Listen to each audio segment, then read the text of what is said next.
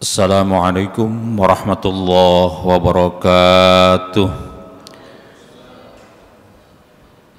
Bismillahirrahmanirrahim. Alhamdulillahi rabbil alamin.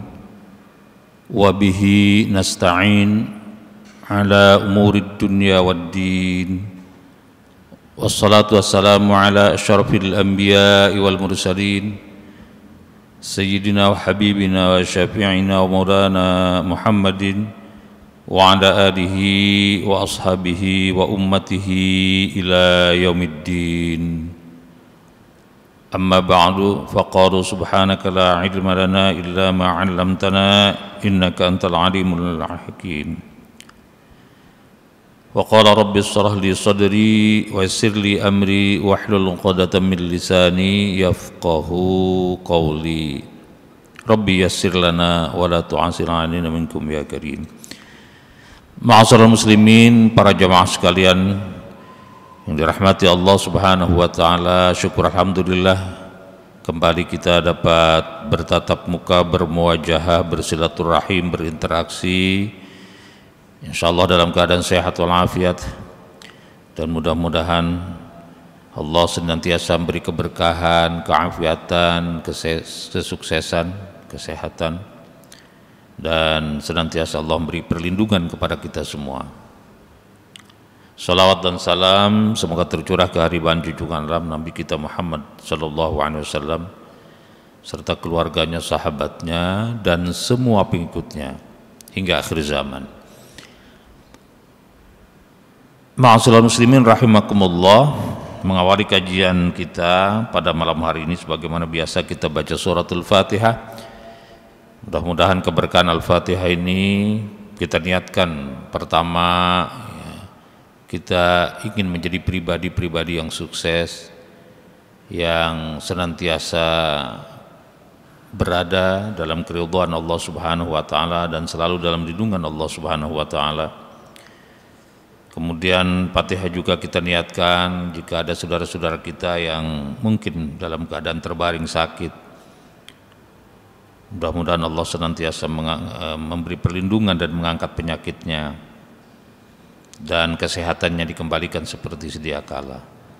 Kemudian Fatihah juga kita niatkan jika ada saudara-saudara kita atau teman-teman dan kolega kita sedang bertugas di lapangan, mudah-mudahan Allah memberi perlindungan, kemudahan dalam tugasnya, dan kesuksesan juga dalam tugas-tugasnya.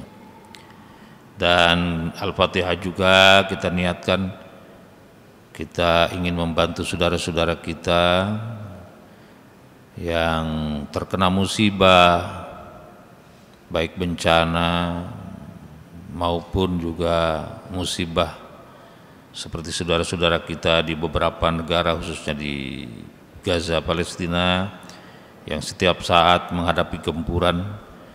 Mudah-mudahan Allah segera dengan segala kuasanya menghentikan dan kemudian memberi perdamaian, kedamaian kepada saudara-saudara kita di Gaza, Palestina, dan juga di berbagai tempat yang lain.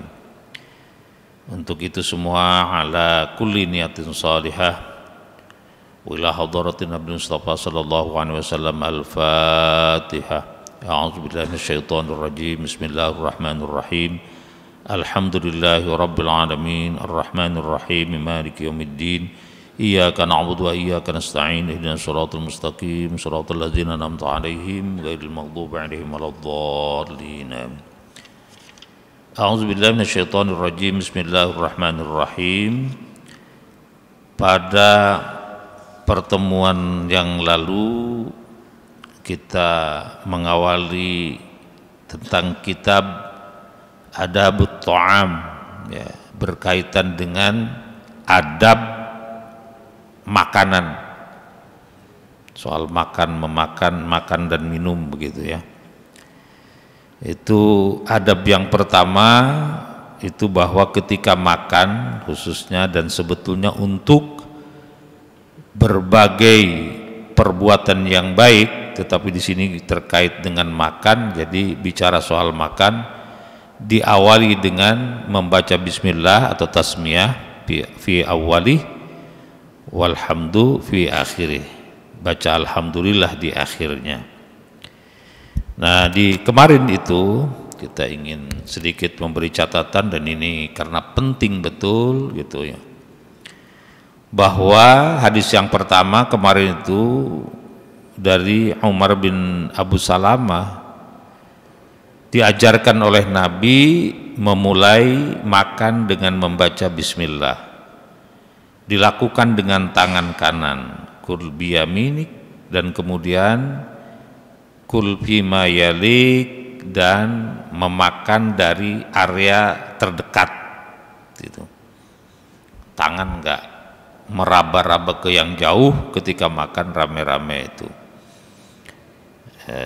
Kemarin saya menyampaikan bahwa teks ini juga bisa kita perluas maknanya ketika kita memakan makanan, ya nggak usah terlalu berpikir yang harus dari impor dari mana-mana, tapi tentu lebih baik kita memanfaatkan yang ada di dekat kita, meskipun mungkin nilainya agak berbeda, tapi insya Allah memberikan kelebihan, keberkahan, dan kaitannya dengan persoalan pangan yang dihadapi oleh berbagai negara sekarang ini, karena terjadi krisis pangan, karena terjadi anomali cuaca, kemudian juga ada ketidakpastian ditambah dengan situasi perang di beberapa tempat, itu menyebabkan harga pangan menjadi mahal.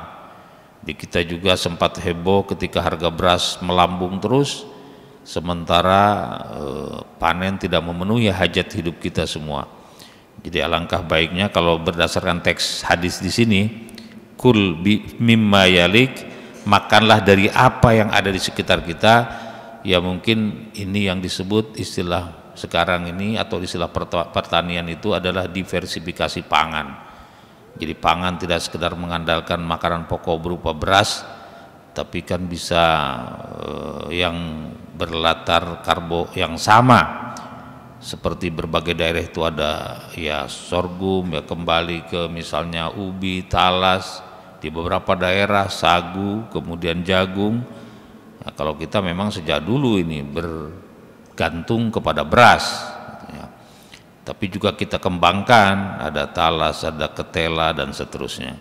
Ini terkait dengan teks kul mimma yalik, hadis yang disepakati oleh Imam Bukhari dan Imam Muslim. Makanlah dari apa yang ada di sekitar kita. Kemudian hadis yang kedua kemarin itu dari Aisyah radhiyallahu anha, itu kalau seseorang ketika makan yang harusnya tadi dimulai dengan baca bismillah dan diakhiri dengan alhamdulillah, itu lupa di tengah makan atau hampir berakhir makan, itu baru ingat, waduh lupa nggak baca bismillah. Apa yang harus dilakukan? Maka membaca bismillahi awwaluhu wa akhiruhu. Jadi ketika Nabi menceritakan ini di hadis yang ke berapa kemarin itu, hadis yang ke-5 ya, itu atau hadis ke-732 kemarin itu, diceritakan bahwa Nabi SAW memperhatikan orang begitu lahap makan tidak diawali dengan bismillah, tapi begitu mau suapan terakhir itu sudah hampir habis itu makanannya, begitu lahapnya orang itu makan, mungkin sangat lapar sudah, baru ingat rupanya. Lalu kemudian dia baca bismillahi awwaluhu wa akhiruhu, tinggal satu suap ya udah dimakan. Nah kemudian Nabi tersenyum gitu, bahkan disebut fadhohika, Nabi itu tertawa ya. Bukan lagi tersenyum, Nabi itu fadhohikan Nabiyyu sallallahu alaihi wasallam, Nabi tertawa. Apa yang ditertawakan oleh Nabi? Jadi orang begitu lahapnya sampai lupa baca bismillah, tapi kemudian ingat dia baca bismillah ya awwaluhu wa akhiruhu. Nah, pada saat dia tidak baca bismillah, itu setan ikut makan, lahap juga sama. Nah, lalu Nabi melihat, Nabi tertawa, tapi begitu orang itu menyebut falamma dzakara smallahi istaqa'a ma fi batni, itu setan itu langsung memuntahkan segala apa yang sudah dimakannya itu. Jadi gara-gara, kalau kita sebut pakai gara-gara, orang yang tadi makan yang lupa baca bismillah kemudian mengatakan bismillahi awwaluhu akhiruhu, setan yang juga sama-sama ikut makan, lalu karena dia baca bismillah walaupun di akhir suapannya, itu setan kemudian memuntahkan segala apa yang dimakannya bersama dengan orang yang makan itu. Jadi dalam konteks ini kita jangan anggap sepele soal bismillah. Mungkin kita melihat bismillah biasa saja, tapi nilainya sangat luar biasa. Gitu ya. Di beberapa hadis kemarin kita melihat itu. Ya itu. Nah, mungkin yang lebih jelas lagi bagaimana orang yang pulang dari satu tempat, katakanlah kita ini sekarang sholat nih di masjid, pulang ke rumah nggak baca bismillah buka pintu, pokoknya masuk aja, apalagi salam ya, bismillah juga enggak, salam apalagi gitu enggak juga, langsung masuk aja. Nah, ketika itu setan itu ikut masuk, dia mengatakan bahwa kepada setan-setan yang lainnya ngomong, karena tidak pakai bismillah, adraktumul mabita, kita menemukan tempat tidur yang nyaman, tempat menginap yang nyaman, tempat mabit ya, mabit itu menginap. Adraktumul mabita, kata setan itu, kita menemukan tempat menginap yang nyaman, yang enak. Ya. Lalu begitu orang tadi juga sudah masuk nggak baca bismillah, ya nauzubillah, kalau kita pulang ingetin tuh kita bismillah ya. Makan sampai di rumah, makan malam lagi, nggak baca bismillah lagi, apa kata setan? Adraktumul asya, kita juga menemukan makan malam yang enak gitu. Tetapi seandainya kita pulang atau ada orang pulang ke rumahnya, buka pintu bismillahirrahmanirrahim, kemudian salam dan seterusnya, kemudian di rumah sudah dihidangkan makanan, kita makan pakai bismillah lagi, maka apa kata setan? La mabita lakum wala asya, kita nggak dapat tempat untuk numpang tidur dan kita juga nggak dapat makan malam. Puasalah setan itu, pantas kalau setan itu jadi kurus gitu. Kenapa kurus? Karena dia menggoda orang beriman, nggak bisa-bisa makan pun dia tidak biasa ikut makan, jadi kuruslah setan itu. Nah, itu antara lain kemarin kita melihat beberapa teks Al-Quran terkait dengan makan, teks hadis terkait dengan makan, dan kemudian juga ada doa ya, selesai makan itu doa. Disebutkan di sini yang kita hafal sih dari mulai TK itu ada hafal, di sini hampir sama tapi ada beda sedikit ya. Itu begitu mengangkat hidangan maidah ya, hidangan, jadi piring-piringnya sudah diambil gitu ya, maka ia baca doanya di sini disebutkan itu apa doanya, alhamdulillahilladzi at'amani hadza warzaqani min ghairi haulin minni wala quwwatin, yang di sini begitu, yang di teks hadis di sini. Jadi hampir sama dengan yang kita biasa baca ya.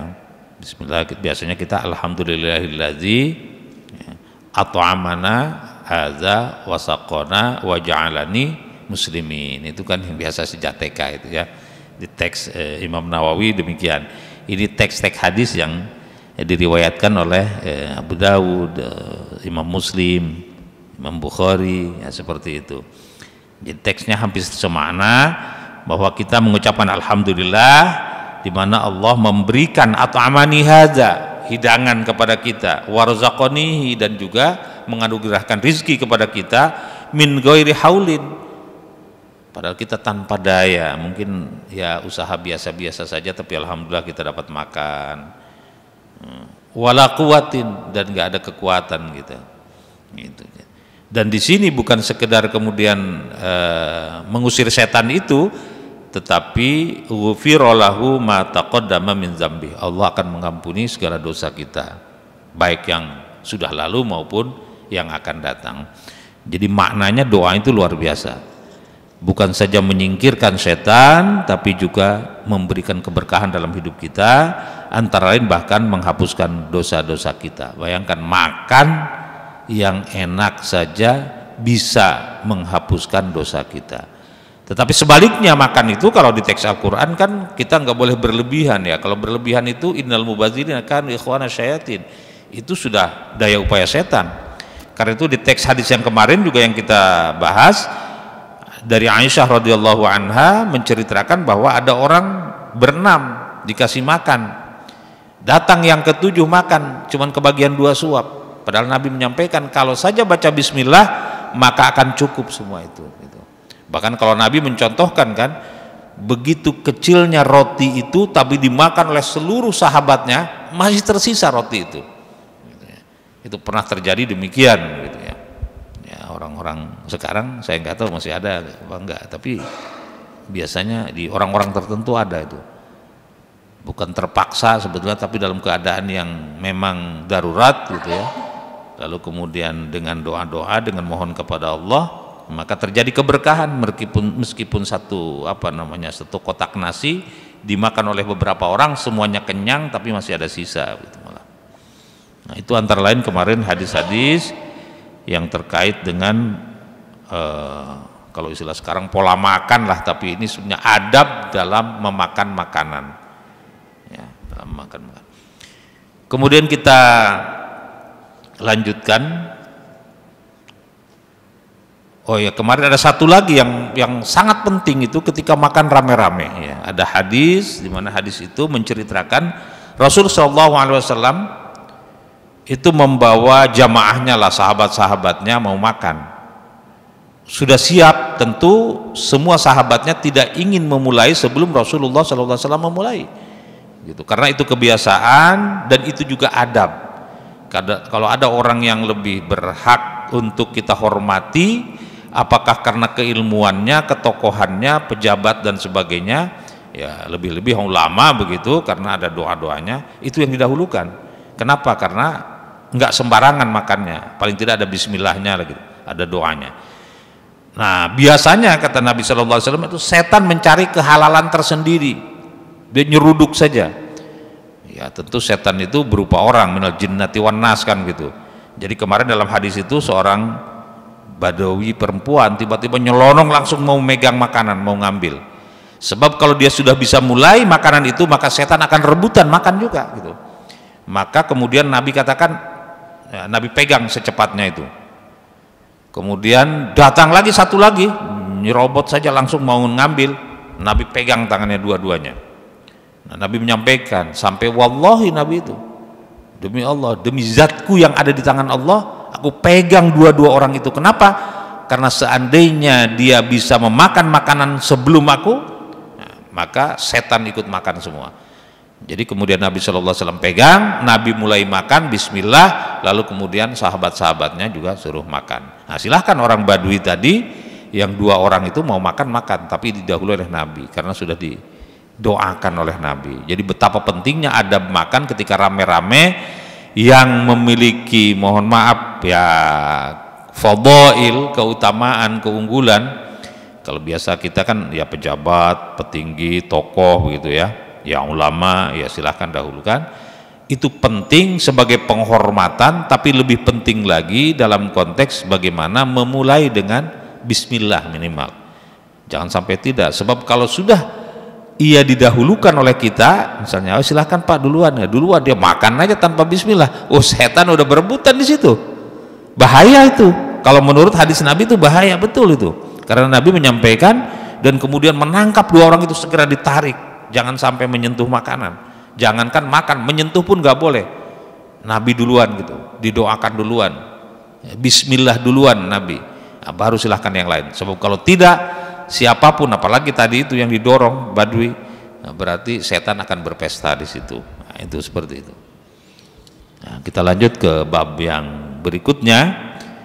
Itu babnya tentang la ya'ibut ta'am wastihbabi madhi. Jadi larangan untuk apa? Untuk mencela gitu ya. makanan itu, dan kemudian juga sebaliknya.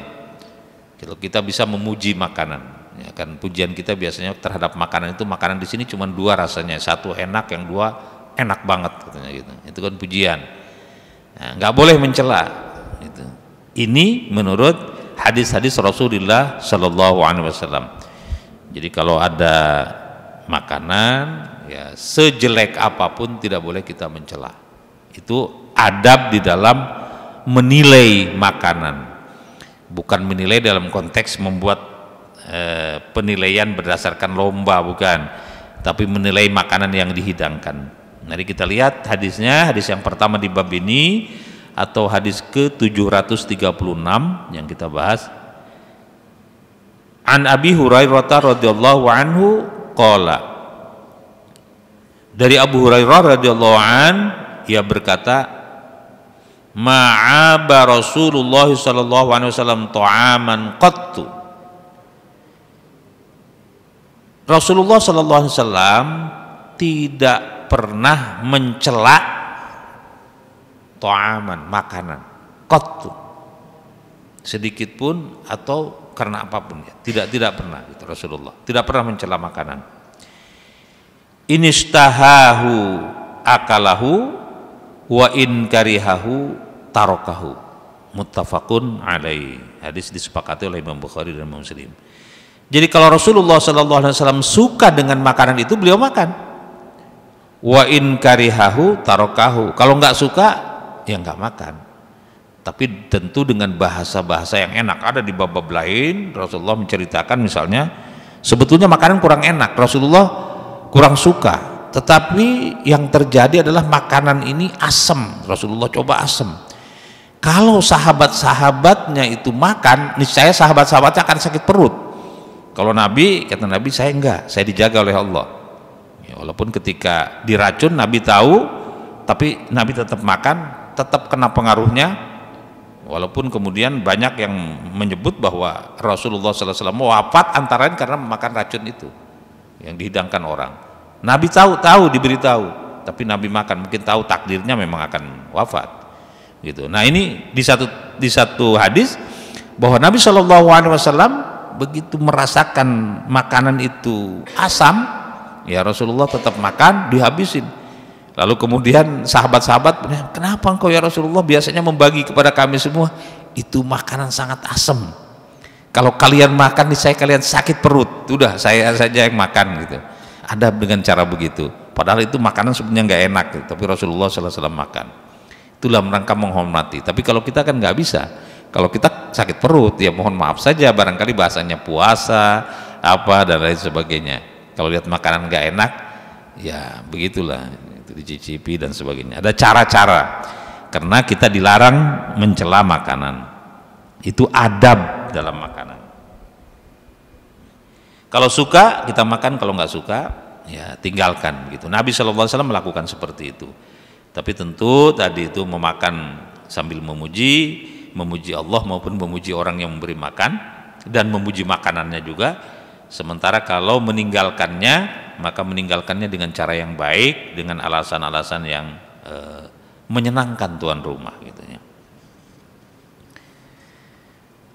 Kita lihat juga hadis berikutnya, hadis yang kedua atau hadis ke-737. Wa an Jabir radhiyallahu anhu anna Nabiy sallallahu alaihi wasallam, dari Jabir radhiyallahu an bahwasanya Nabi sallallahu alaihi wasallam sa'ala ahlahu al-udma. Nabi sallallahu alaihi wasallam bertanya kepada ahlahu, keluarganya, al-udma tentang lauk, tentang temannya makan pokok. Ya, lauk pauk lah, lauk untuk makan.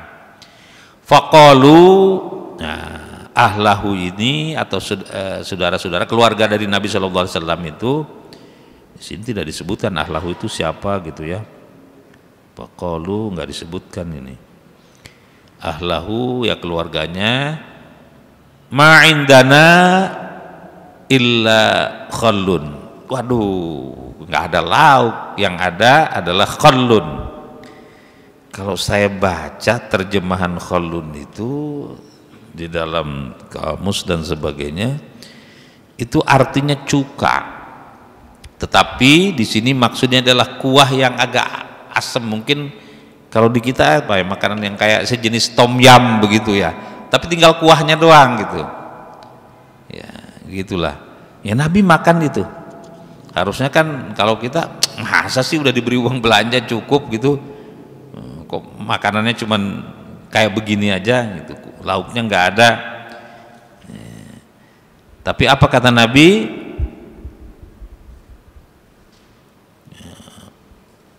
Faja'ala ya'kulu. Nah, tapi Nabi menjadikannya apa itu khallun tadi itu sebagai satu hidangan yang dicampur dengan ya makanan pokok, mungkin roti di sana ya, gandum gitu ya, nggak beras lah, kemungkinan begitu. Nggak disebut arruz soalnya di sini, tapi makanan pokok aja. Fada'a bihi, Nabi minta, faja'ala ya'kulu, jadikan Nabi itu sebagai menjadikannya sebagai lauk pauk. Wa yaqulu, dan Nabi mengatakan ni'mal udmu al khallu, seenak-enak makanan, sebaik apa, ni'ma itu senikmat-nikmat lauk gitu ya, al udmu al khallu, ya kuah ini gitu. Kuah cuka ini nih, kuah asam ini gitu. Ya, bahkan diulang oleh Nabi, ni'mal udmu al khallu, ni'mal udmu al khallu, rawahu Muslim ya.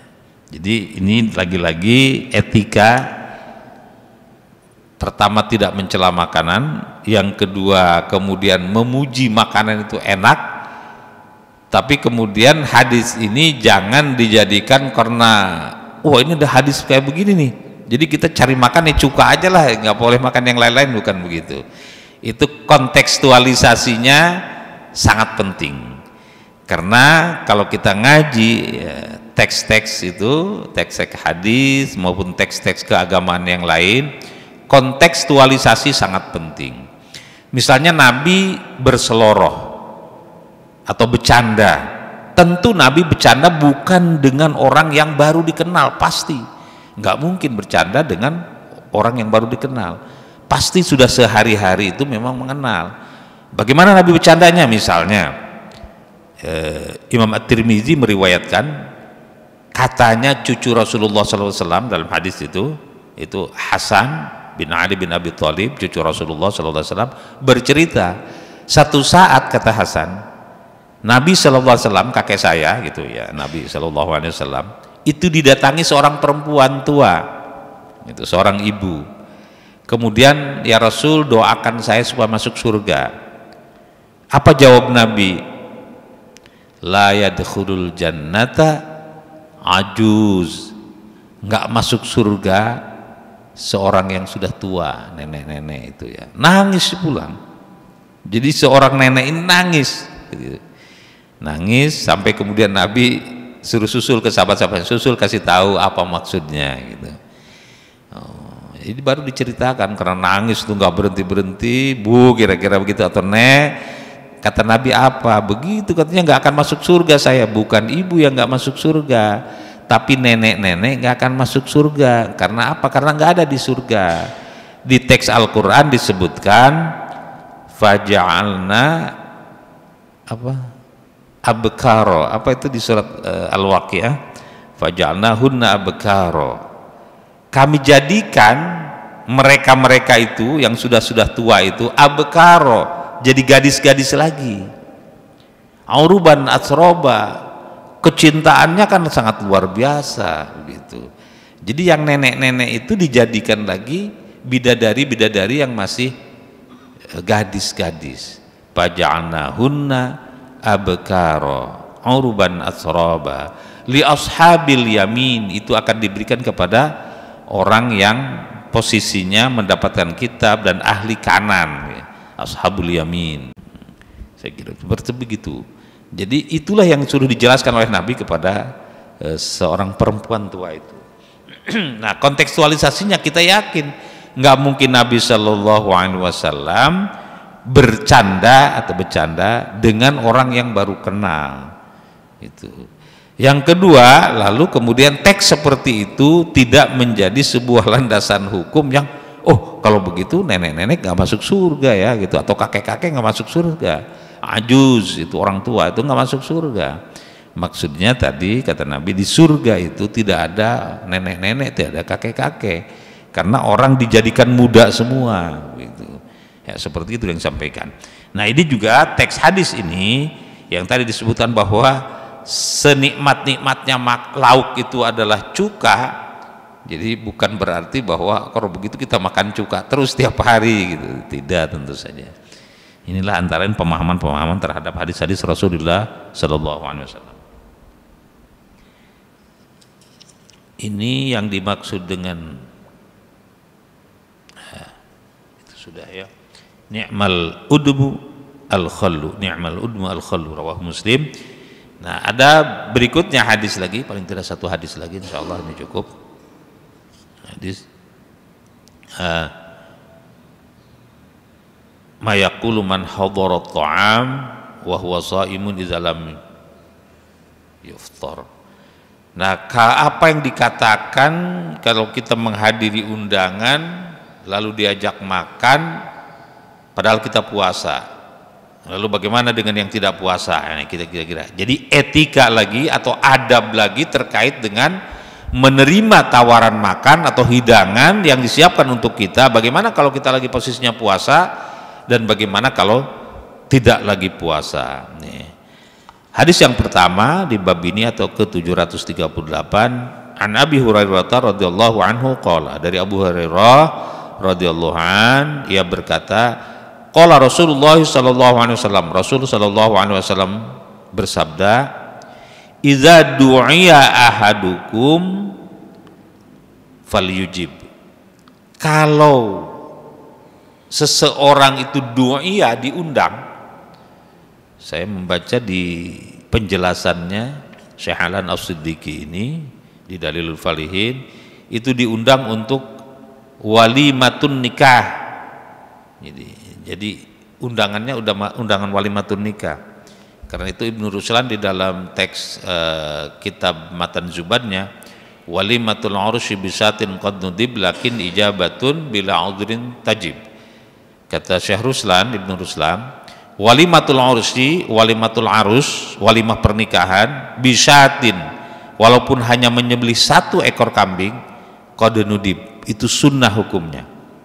Kan dulu sahabat Nabi itu klimis sekali. Nabi tanya, kenapa anda begitu rapi hari ini, bagus sekali? Saya mau nikah ya Rasulullah. Aulim, walimahkan, resepsikan. Kalau bahasa kita kerennya tuh pestakan begitu ya. Kenapa itu penting? Penting untuk walimah akad nikah itu, ada walimahnya itu penting, sunnah, karena menghindari fitnah. Kalau diam-diam sirri nanti jadi masalah. I'lan, diumumkan ya. Walaupun hanya seekor bisatin, seekor kambing. Jadi ya minimal 1 ekor kambing tuh kalau walimah itu. Kenapa? Karena ngundang orang. Kenapa ngundang orang? Orang harus tahu gitu. Dan itu hukumnya sunnah. Lakin ijabatun bila udhrin tajib, tetapi mengijabahnya, memenuhinya, mendatanginya undangan itu hukumnya wajib. Itu kata Ibnu Ruslan begitu. Nah di teks hadis juga demikian. Mungkin itu bersumber dari teks hadis ini salah satunya. Iza du'iya ahadukum falyujib. Kalau diundang seseorang di antaramu untuk datang ke walimah akad nikah atau walimah pernikahan, falyujib, maka penuhilah gitu ya. Para ulama mengatakan hukumnya wajib. Wajib ini. Untuk memenuhi undangan itu hukumnya wajib. Kecuali ada uzur syar'i. Uzur syar'i itu ada halangan-halangan, sakit dan sebagainya. Tapi kita sekarang halangannya itu biasanya kaitannya dengan ekonomi, padahal tidak itu mestinya. Tapi kalau nggak kondangan gimana? Katanya saya numpang makan doang. Sebetulnya itu tidak masuk kategori uzur syar'i itu. Gitu. Diutang aja lah gitu kondangannya gitu ya. Kan boleh gitu. Nah itu memenuhi undangan itu hukumnya wajib. Fa in kana shaiman falyusolli. Kalau anda ketika itu shaiman berpuasa, datang kan wajib datang. walaupun puasa datang. Tapi bagaimana menghadapi hidangannya? Fal yusolli. Maka dikatakan di sini, qolal ulama berkata, makna fal yusolli fal yad'u. Jadi kalau makna fal yusolli itu maksudnya fal yad'u, doa. Jadi ketika datang ya ditawari makan, doa sajalah gitu, berdoa. Karena doa restu itu penting, karena itu orang yang biasanya mengundang untuk walimah nikah itu mohonnya 200.000 atau doa restu gitu. Doa restu bukan 200.000 ya. Doa restu. Nah, itu saya kira persoalannya adalah karena wajibnya mendatangi, lalu kemudian bagaimana kalau lagi puasa kalian doa saja. Doa saja. Di dalam teks ini dikatakan ya datangnya gimana ini? Enggak datang enggak apa-apa, doa saja gitu. Jadi penting doa, minimal doa.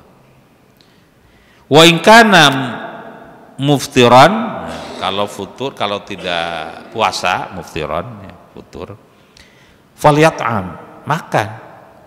Falyat'am maknanya falyakul, makan. Falyakul, makan. Rawahu Muslim, hadis riwayat Imam Muslim. Jadi para ulama menguraikan di Syekh Alana Siddiqi ini, meskipun hanya seteguk air atau satu suap, itu ada keberkahan dari makanan-makanan yang dihidangkan oleh orang yang melaksanakan pesta atau resepsi, atau dalam konteks agama walimatun arus. Itu walaupun hanya mencicipi. Kalau banyak-banyak, nah itu bukan soal sunnah atau tidak sunnah, itu niat aja. Dari rumah nggak makan lah, kita makan di tempat pesta aja gitu ya. Nah, itu lain lagi ceritanya. Tapi ada keberkahan tersendiri kalau kita memakan hidangan di tempat walimatul arus itu. Gitu. Ini kaitannya dengan agama seperti begitu. Kelihatannya makan itu masalah sepele, tapi ternyata pola makan itu penting dalam kesehatan. Paling tidak di hadis Nabi kan dikatakan, di kemarin kita sampaikan bahwa kami itu nahnu qaumun, kami adalah kaum tidak makan kecuali lapar. La na'kulu hatta najua, kecuali kita lapar baru makan. Dan kalau makan jangan sampai kenyang, tidak sampai kenyang. Begitu, itu hadis sahih itu. Begitu kata Nabi, kami itu kaum yang tidak makan kecuali kalau sudah lapar, dan kalau makan tidak sampai kenyang. Ya, itu pola makan yang menurut Nabi seperti itu. Kita biasanya sekenyang-kenyangnya, kemudian barulah timbul berbagai penyakit lah, dari persoalan asam lambung sampai kolesterol dan lain-lain gitu ya. Karena begitu. Mungkin ya boleh jadi seperti itu, boleh jadi. Kalau teratur makan, baik makan insya Allah baik. Di luar itu juga ada adabnya, karena adab makan itu di samping mungkin sampai kepada kesehatan kalau kita teliti, tetapi lebih daripada itu dalam konteks agama, makan itu adalah ibadah. Ibadah makan, luar biasa kan, makan yang enak itu ibadah. Ini teks-teks hadis tadi itu mengarah kepada ibadah semua. Itu ibadah. Sampai-sampai ketika bagaimana menghadapi orang yang mengundang kita padahal kita lagi puasa, di sini doa. Di teks lain itu para ulama menyepakati kalau hanya puasanya sunnah nggak apa-apa, makan aja di situ. Toh niatnya sudah dapat kan, pahalanya puasa itu sudah dapat. Puasanya sunnah biasa saja, nggak apa-apa makan di situ. Ada yang sampai begitu, gitu, berpendapat para ulama. Kenapa? Ya tidak merusak sunnah puasa, karena puasa sunnah itu sudah dapat pahala, niatnya saja untuk kebaikan itu dapat pahala dan sudah dicatat oleh Allah Subhanahu wa taala. Dilaksanakan kalau sempurna dapat pahala sempurna, kalau tidak sempurna ya niatnya itu sudah dapat pahala. Nah, ketika dibatalkan karena hal-hal lain terkait dengan udzur syar'i, itu tetap dapat pahala. Apalagi misalnya salah satunya adalah walimatul urus tadi para ulama. Karena banyak teks-teks keagamaan di hadis-hadis yang pernah kita bahas juga, bahwa jika kita membiasakan ibadah lalu karena ada dua hal, safar dan udzur karena sakit, kita tidak puasa misalnya, atau tidak sholat sunnah karena sakit itu, tapi Allah catat tetap pahalanya sebagai pahala orang yang biasa sholat sunnah itu yang luar biasa. Makanya ketika ada teks atau kalimat atau hadis Nabi, igtanim khamsan qabla khamsin, pergunakan waktu yang 5 sebelum datangnya 5, salah satunya adalah ketika sehat, lakukan kebaikan-kebaikan, sehingga ketika kita udzur atau sakit, maka kebaikan-kebaikan itu tetap berjalan walaupun tanpa kita laksanakan. Apa yang berjalan? Pahalanya dari sisi Allah. Itu di teks hadis yang pernah kita baca, kita lewat.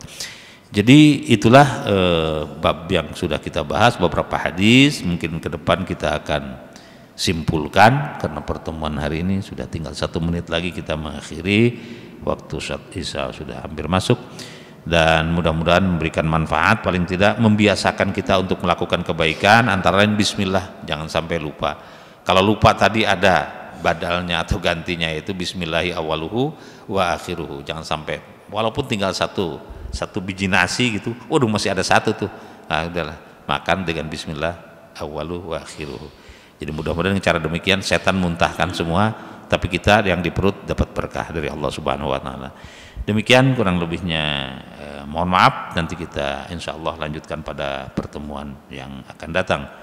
Hadanallahu wa iyyakum ila shiratal mustaqim. Wassalamualaikum warahmatullahi wabarakatuh.